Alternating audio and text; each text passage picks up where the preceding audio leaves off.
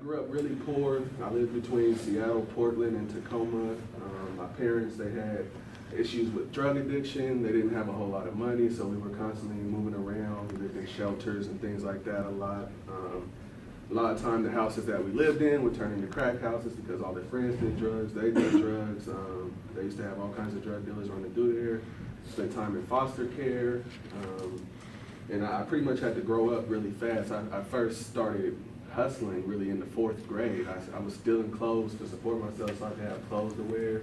And I was out conning people for money, lying, saying I was collecting donations for a basketball tournament or something like that. And usually a 4th grader, their only responsibility is to just go to school and be a kid. But for me, I had to do other things, so it was really rough for me growing up. And I ended up going to over 15 schools growing up. I mean, there's only 12 grades plus kindergarten, so you can tell that worked out. I ended up dropping out. I didn't end up graduating. I actually first dropped out in the 6th grade. I was expelled for, they had something confused, thought I did something I didn't do, and I was kicked out of the Seattle public school system in the 6th grade. And I was sent from a 6th grade middle school to Marshall Alternative High School. I ended up leaving that school. I was there for a few days, and the way it was ran, the way people were talking. One day I was in the gym, somebody wanted to fight me. I walked out the side door and never went back. And the school never came to look. I never heard anything else from that school. But later on that year in the 6th grade, I moved to a new district. Once you're in a new district, you're no longer expelled. So I actually started in middle school, ended up going to a high school. In that new district, 6th grade was now elementary school.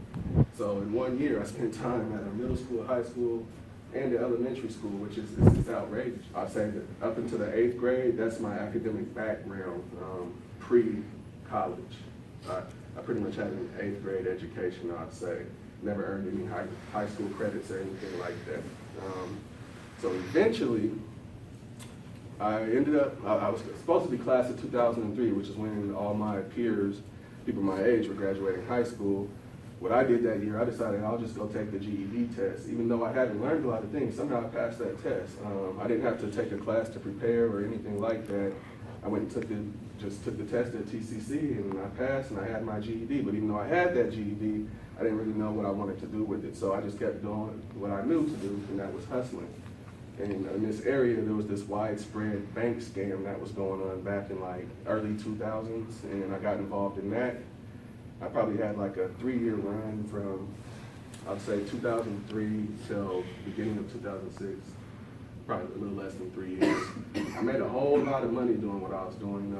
I was 19 years old driving in Lexuses, Mercedes-Benzes, BMWs, and the way I grew up and getting my hands on these things, I felt like, man, this is success. That's what success is, You go from being dirt poor to now you have thousands of dollars in your pocket, you're driving a luxury car. I mean, I lived in an apartment, I didn't own any property, I wasn't making any progress in life, but I had a nice car, with some rims on it. So, like, that's success. That's what it is. But eventually that kind of grew old on me.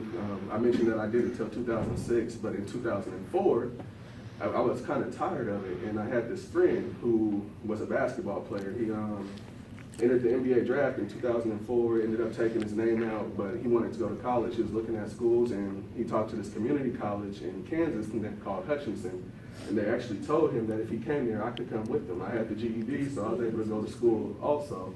They wanted him to come there that bad, where they said they'd take care of everything for both of us if he came there. So we went there in August 2004. By October of that year, my tuition still hadn't been paid. The coaches hadn't really kept their promises. They had the star basketball player that they wanted, but they didn't really need me. So they didn't take care of everything. I ended up having to come back to Tacoma and get back to what I knew. I was like, hey, I gave it a chance, and it didn't work out. So I had to go back to what I knew, which was sell crack every single day. And then eventually you might sell it to an undercover cop and get busted, but you're busted for that one time you sold it to the undercover cop, not every single day, that you did that. But for me, with what I was doing, it leaves a paper trail behind where they can build up a case on you for years and years, like they'll have evidence just stacking. So every time I wrote a bad check and deposited in someone's bank account, it was a new felony that I was convicted. Committed. Whoa, people are actually going to jail for this now, and I had stopped in January 2006. we moved to Portland. I had one kid at the time, and my kid's mom had another child, so we had two kids together. We were like, we're done with this, we're gonna move to Portland. I'm gonna go to Portland Community College, and we can get a job, and let's just start our lives over. So we lived in Portland for a little bit, and my kid's mom was doing the same thing I was doing with me. I got her involved in that, like a dummy, and she ended up getting pulled over and sent from Portland back to the Pierce County Jail here to face charges for what we were doing. So when she got arrested, I was like, oh my God. So I'm out here with the kids. I bailed her out of jail, and I was like, man, I'm not trying to be driving down the street someday and get pulled over. Like, I'm not even living a life of crime right now. We're living our lives right. I don't want to get pulled over someday and sent to jail. So what I did, I went and hired a lawyer, and I turned myself in to the Pierce County Jail. I had never been to jail before. I had no criminal history. It was all nonviolent crimes. The victim was mostly the bank, but despite those circumstances, despite the fact that I walked in there, the prosecutor labeled me a flight risk, which doesn't make any sense to me for someone who walks in here. They're not forced in here. They didn't have to turn themselves in. They walked in here, but I was labeled a flight risk. I was given a $100,000 bail, and I sat in the Pierce County Jail for the next 8.5 months. My lawyer was telling me I was looking at decades in prison. My highest charge was identity theft, which carried an 84-month sentence. So it didn't make sense. It's like, you're telling me I'm looking at decades, but when I look at this, because I was the type of person where I'm going to contact the law library, send me the sentencing guidelines, let me see what I'm looking at right here. And a lot of the other people in the jail used to come to me for that as well once I had that sentencing guideline. But he told me I was looking at decades, I was scared to death, and eventually I ended up signing my name to a paper that was plead guilty as charged for all 30 felony charges.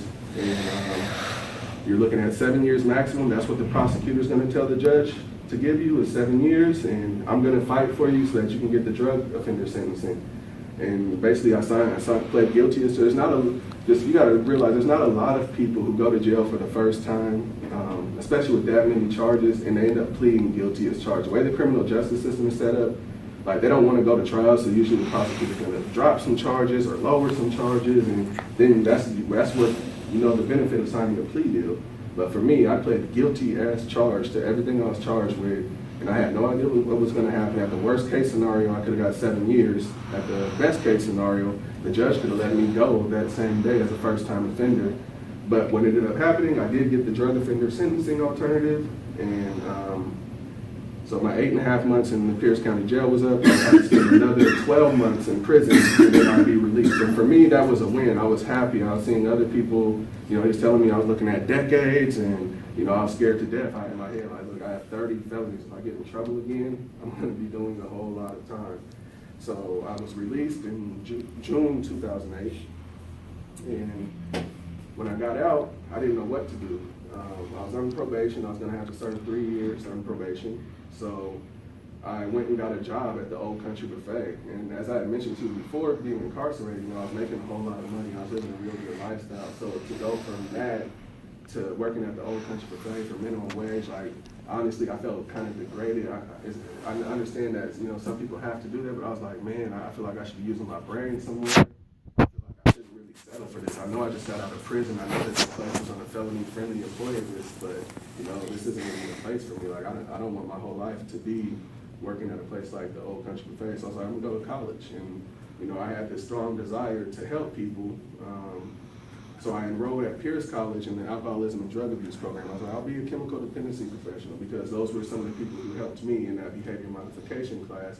They were CDPs, that was their job, and they had shared some of their stories. They had all been through some things in life. So I was like, this is a good way to go. My felony convictions, they're not gonna really matter if I go in that field. They're looking for people who have been through some things, who can relate to people, So I was like, yeah, let me go ahead and do that. People changing lives, like, I want to do that, So I learned that it was possible to, like, I didn't know you could have a GED and go to the University of Washington, but I learned that, look, if you get your degree from Pierce College and you have at least a it's either 2.5 or 2.75, one of those. It's not just Pierce, any local community college.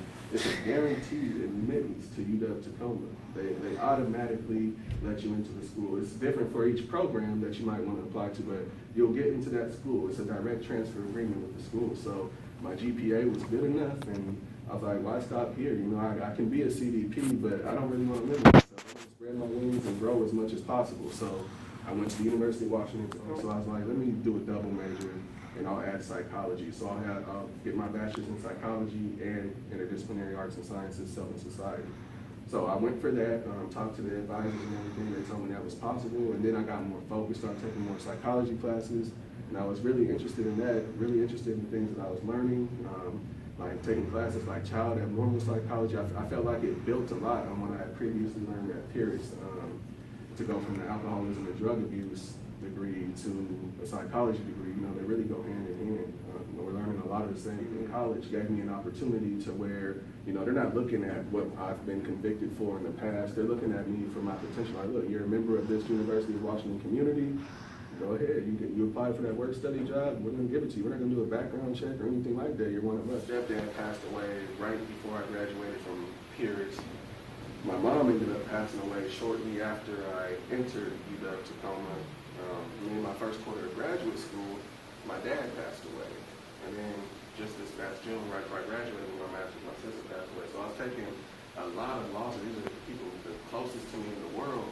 But I just knew I had to keep pushing. You know, I see a lot of my classmates, like there'll be a tragic event in their life, and they just, you know, some of them kind of, they clock out. They might not even come back to class that quarter, and it really affects their future. And I'm like, you know, I can't do that. My mom, my sister, my dad, they would never want to know that, you know, something that happened to them caused me to fail after all the progress I made, after how far I went. So I was like, I'm gonna be resilient. I'm gonna push through this. I'm gonna make it happen. So I just kept fighting, and I ended up earning my master's degree. I did my research in preventing recidivism through post-secondary education. If you don't know what recidivism is, it's when people go to prison, they're released, and then they commit a new crime and they go back to prison. So the research says that for people who go to college, either inside of prison or once they're released, the chances of them becoming a recidivist is a lot lower. So I was fascinated. I'm like, I'm seeing this play out in my life. You know, like I was doing all these bad things, and I was living like I thought it was the good life, getting all that money, but I was heading nowhere. It didn't matter how much money I made. I was never going to get to a point in my life where it wasn't enough. I was just going to keep chasing it. So I was like, man, this stuff is real. I want to help spread the word. I want to go touch people who are, you know, similar to me. I honestly feel like, you know, I didn't do the things I did out of being a bad person. I did it out of my circumstance. I did it out of, you know, not being raised correctly. I had a lot of issues growing up. If no one's showing you the right way, how do you really know the right way, you know? So I pretty much want to go touch other people that had similar circumstances, help them see that there's another way. You know, you don't have to settle for that old country pathetic job just because you have a felony on your record. It's cool. It can get you. You can use that as a tool to help get you where you want to go, but you don't have to say, look, this is my life and this is where I'm at forever. I just want to spread the word to you that you never have to settle. You know, you can always upgrade yourself, and when you upgrade yourself, people take notice. You know, like how I just happened to run into him. I was just leaving the Go Philly restaurant, and you know, he saw I had a UW shirt on, and I just told him a short part of my story, and he reached out to me, can you come talk? And I've been getting that a whole lot lately. People reaching out to me, doors are opening, and it's all because I made a commitment and I decided I'm going to go through with this. Nothing's going to stop me. I'm going to just keep on pushing. And I know if I can do it, then anyone truly can. Like I said, I can't do multiplication on paper. I was horrible in the whole K through 12 system, but that did not have any impact on me in college because what you're doing in college is just a whole lot different. Like they say that you're getting prepared for college and school growing up, but you don't really use too many of those things in college. Luckily for me, because if I had to rely on that K-12 education to succeed in college, I wouldn't be where I'm at today. And that's pretty much my story. That's what I have for you guys. Do you have any questions?